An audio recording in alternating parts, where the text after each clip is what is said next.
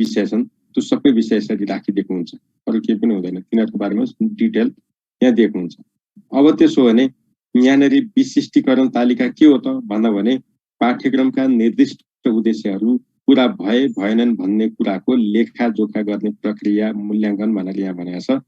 ती मूल्याङ्कन गर्ने अथवा पाठ्यक्रमका निर्दिष्ट उद्देश्यहरू पूरा भए कि भएनन् भनेर जाँच गर्ने एउटा साधन नै विशिष्टीकरण तालिका। त्यहाँनिर आयो कि आएन त्यसलाई वैधता हेराउने कुरा चाहिँ यसले गर्छ। तपाईहरु याद गर्नुस् है, मूल्याङ्कन प्रक्रियालाई योजनाबद्ध तथा प्रभावकारी बनाउने महत्त्वपूर्ण साधन मध्ये विशिष्टीकरण तालिका एक।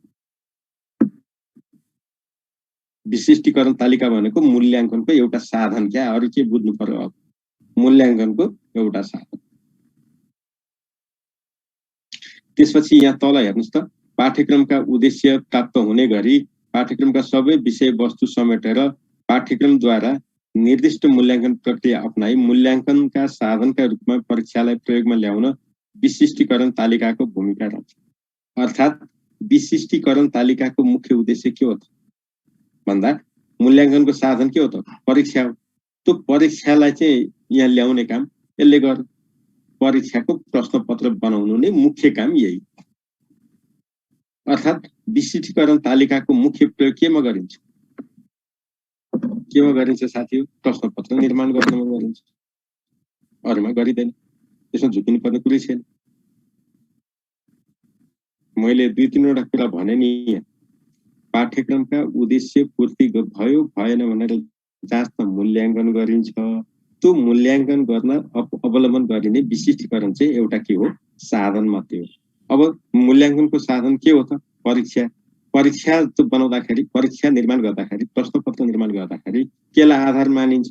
विशिष्टीकरण तालिकालाई। त्यसरी सम्बन्ध गाँसिएको छ। त्यही भएर तपाईहरुलाई जाँच्न सोध्ने एउटा महत्त्वपूर्ण प्रश्न के हो भने विशिष्टीकरण तालिकाको मुख्य अभिप्राय के हो? विशिष्टीकरण तालिकाको मुख्य अभिप्राय के हो? यदि त्यस्तो प्रश्न आयो भने हामीले सिधा प्रश्न निर्माण गर्ने, अन्त सोध्नै पर्दैन। तर कहिलेकाहीँ त्यो भन्दा बाहिरबाट अब अप्सन राख्दियो। मूल्याङ्कनका साधन यस्तो यस्तो भनेर राखिन्छ। त्यही भएर यो मूल्याङ्कनको साधन भन्ने। अब यी हेर्नुस् त, प्रश्नपत्र तयार गर्दा कुन एकाइ पाठबाट कुन प्रकारका प्रश्न सोध्ने, कुन उद्देश्यको मूल्याङ्कन गर्न कस्तो प्रश्नपत्र निर्माण गर्ने भन्ने कुरा नै विशिष्टीकरण तालिका हुन्छ। त्यही भएर यो तालिकाले यसैमा दिएको हुन्छ। यो तालिकामा के हुन्छन् त? पाठ्यक्रमका उद्देश्य हुन्छ, हेर्नुस् यहाँ, कि पाठ्यक्रमका उद्देश्य हुन्छ, विषयवस्तु हुन्छ, त्यसपछि अङ्कभार हुन्छ, समयहरू दिएको हुन्छ, कुन प्रश्नलाई कति दिने भन्ने कुरा हुन्छ। अब तपाईलाई यहाँनिर अर्को प्रश्न सोध्ने के हो भने विशिष्टीकरण तालिकाको प्रयोग कसले गर्छ? शिक्षकले। जसले प्रश्न बनाउँछ त्यसैले गर्ने हो नि त। शिक्षक निर्मित परीक्षामा त शिक्षकले गर्ने हो नि त, होइन र? हो नि। त्यही भएर शिक्षक। अब अर्को कुरा के हो भने विषय वस्तुको वैधता निर्धारण गर्ने सबभन्दा भिभिआई प्रश्न हो यो। विषय वस्तुको वैधता निर्धारण गर्ने साधन कुन? यही विशिष्टीकरण तालिका। तपाईको प्रश्न वैध छ कि अवैध छ भन्ने कुरा जाँच्ने यसैको आधारमा। त्यही भएर यसलाई वैधता निर्धारण गर्न निर्देशित गर्छ। यसले तीनटा काम गर्छ। एउटा परीक्षाको स्तरीयता हेरौँ भनेको, परीक्षा भनेको प्रश्नपत्रको स्तरीयता हेरौँ। दोस्रो एकरूपता कायम गरौँ। तेस्रो वैधता। त्यही भएर यो तीनटा कुरा तपाईले बिर्सिनु भयो भने बिग्रियो। यहाँ धेरै भाषा पढ्नु पर्दैन क्या, जम्मा तीनटा कुरा सम्झिनुस् न। एउटा यसले प्रश्नपत्रको स्तरीयता बनाउँदो रहेछ। दोस्रो प्रश्नहरूको बीचमा एकरूपता कायम गर्दो रहेछ। तेस्रो भनेको वैधता, प्रश्नको वैधता यसले तय गर्दो रहेछ। यति कुरा गरिसकेपछि यहाँ अरू भन्नुपर्ने छैन। अब यो किन आवश्यक पर्यो भन्दाखेरि त यहाँ धेरै कुराहरू छन्। पाठ्यक्रमकै कुरा जोडेर भन्नुपर्छ, यसको छुट्टै त्यस्तो छैन। अब हामीहरूले प्रश्न सोद्धाखेरि के हुन्छ, जस्तै मानिलिउँ यहाँनिर के भाषाहरू छ, प्रश्न पत्र निर्माण गर्दा कुन तहको प्रश्न कस्ता क्रियापद प्रयोग गर्नु उपयुक्त हुन्छ भन्ने जानकारी यहाँ गरेको छ। ज्ञान तह, बोध तह र अन्य तह। ज्ञान तहमा पहिचान गर्नु, सूची तयार गर्नु, तुलना गर्नु, नाम दिनु भनिन्छ। यसमा उदाहरण दिनु, व्याख्या दिनु बोध तह हो। अनि फरक देखाउनु, छनौट गर्नु जस्ता कुराहरू अन्य तहका भए। यसरी यहाँ दिएको हुन्छ। यो कुराहरू हामीलाई त्यति आवश्यक पर्दैन। त्यसपछि विशिष्टीकरण तालिकाको जम्मा 3टा मात्रै प्रयोग छ, जम्मा 3टा प्रयोग। यो 3टा प्रयोग चाहिँ टिप्नुस्। एउटा योजना निर्माण गर्न, दोस्रो उपयुक्त प्रश्नपत्र निर्माण गर्न, तेस्रो विद्यार्थीहरूको सिकाइमा अभिवृद्धि गर्न। विशिष्टीकरण तालिकाको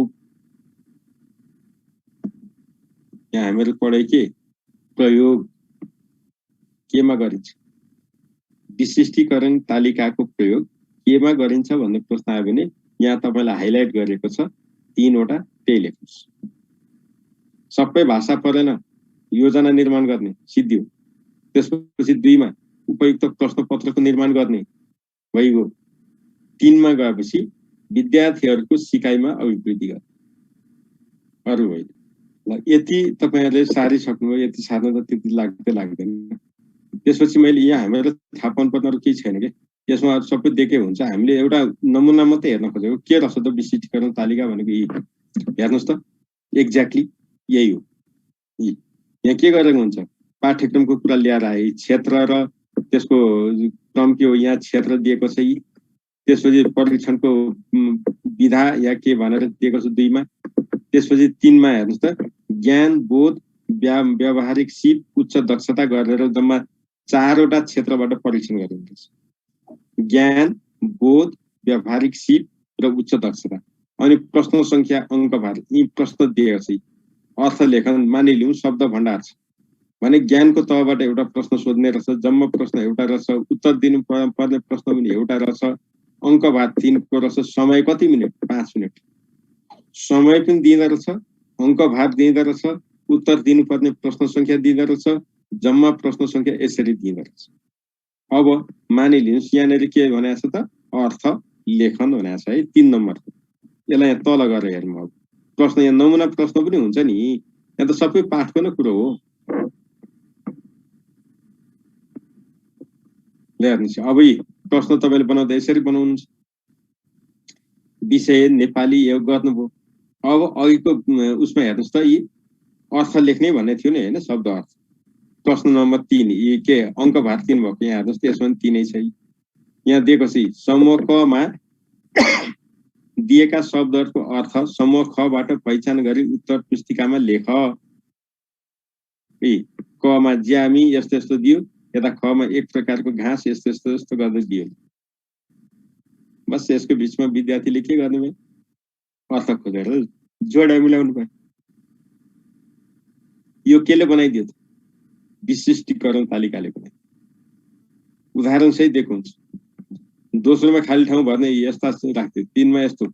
यो कहाँबाट आयो त भन्दा यहाँनिर अघि हामीले जुन सुरुमा यहाँ हेर्यौं नि, यसमा के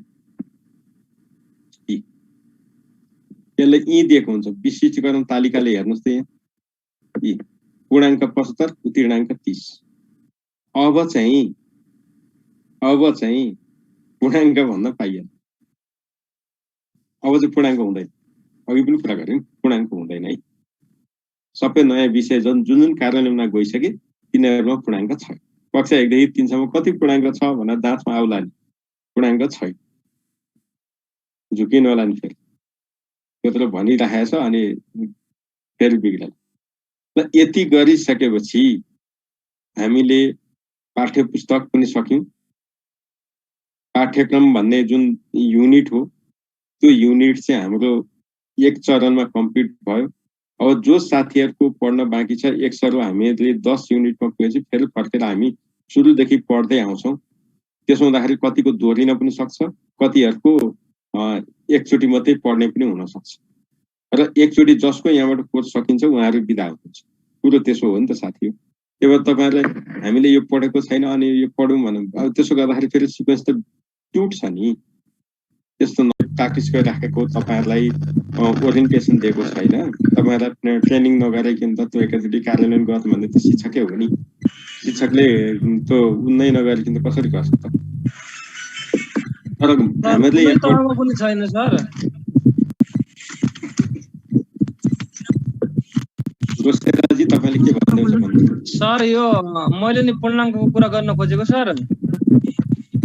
अनि आधारभूत तहमा यति पूर्णाङ्क अनि मावि तहमा यति पूर्णाङ्क भन्ने कुनै तहमा छैन कि सर? 1-3 मात्रै हो। अब पूर्णाङ्कको आधारमा हुँदैन, कुनैमा पनि हुँदैन। राष्ट्रिय पाठ्यक्रम प्रारूपले पूर्णाङ्कको परिकल्पना गरेन, हटायो। त्यही भएर त अघिदेखि भनेको त सर। एउटा अर्को कुरा पनि भन्नु सर, के रे मैले अस्तिदेखि पढिरहेको छु, मैले 1 गतेदेखि क्लास लिएको होइन सर। अनि यो राष्ट्रिय पाठ्यक्रम प्रारूप हामी 76 को आदिसम्म जानेरबाट अघि हजुरले छोड्नु भएको थियो, त्यहाँनिरसम्म अस्ति पुगेका थियौँ सर होइन। त्यो पनि त पछाडिको आदि कोर्स पढ्नै बाँकी रहेको सबै साथीहरूको हाम्रो सर।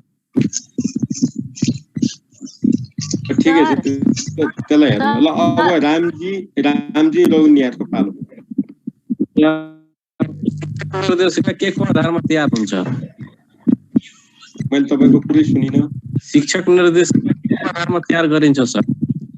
तपाईँले मलाई प्रश्न सोध्नु भएको कि नबुझेको कुरा सोध्नु भएको? मलाई प्रश्न सोधेको नि त आउँदैन।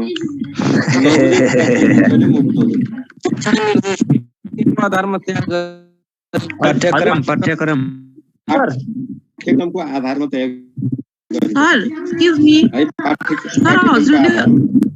ल। अब नानी तामाङजी, अरूले माइक म्युट गर्नुहोस्। नानी तामाङजी,